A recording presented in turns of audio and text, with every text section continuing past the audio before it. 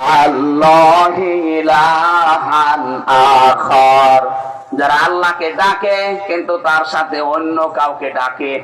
এই যে একটা উদাহরণে বললাম না, ইয়ালি বাবা, দয়াল বাবা, কেল্লা বাবা, ফতে বাবা যারা বলে, তারা আল্লাহর সাথে মাআল্লাহি ইলাহান আখার, আল্লাহকে ডাকার পাশাপাশি অন্য কাউকে যারা জুড়ে দেয় তাদের শাস্তি হবে কয়টা? অনেকে বলে নাম ধরেন কেন? আরে ভাই, নাম না ধরলে তো সে বোঝেনও না, এই জন্য তো তাহিরি ভাইয়ের নাম ধরা লাগছে। কথা বলছেন না কেন? সুতরাং উনি যা করছে যে এটা ইসলাম নয়। আপনি যদি বুঝে করেন আর না বুঝে করেন, সত্যি কথা বলছে, আপনার শাস্তি ডবল হবে। আজকে থেকে আল্লাহর সাথে আর কাউকে জোড়া যাবে?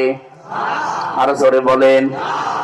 2 নম্বরে, ওয়ালা ইয়াকতুলুনান নাফসাল্লাতী হারামাল্লাহু ইল্লা বিল হক, যারা এই পৃথিবীতে অন্যায় ভাবে মানুষকে হত্যা করে তাদের শাস্তি হবে ডবল। 2024 সালের 5 আগস্টের আগ পর্যন্ত এই দেশে এই 15.5 বছরে শুধু এই কয়েকদিনে জুলাই আগস্টে মারা গেছে 2732 জন মানুষ সরকারি জরিপে। আপনি একটারও প্রমাণ দিতে পারবেন যে আদালত কর্তৃক প্রমাণ করা আছে তাদেরকে ফাঁসি দাও, মেরে ফেলো? না, নেই। কেন মারলেন? শুধু অবৈধ ক্ষমতা টিকিয়ে রাখার জন্য আপনি কাজ করলেন। আল্লাহর কসম, আপনি মানুষ হত্যা করার কারণে শাস্তি আপনাকে ডবল পাওয়া লাগবে।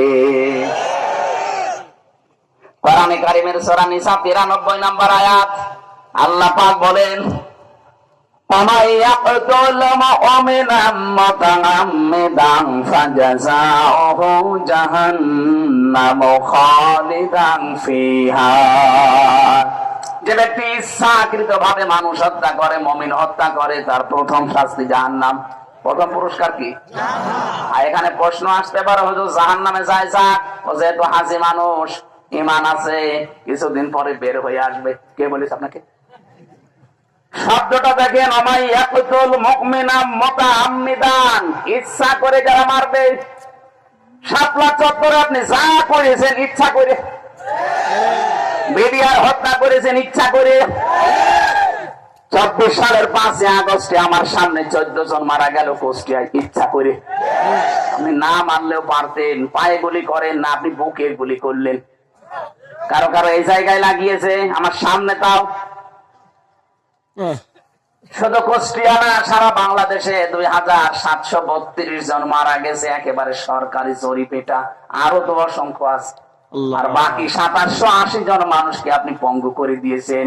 কারো হাত নেই, পা নেই, চোখ নেই, অন্ধ পশুরি গেছে।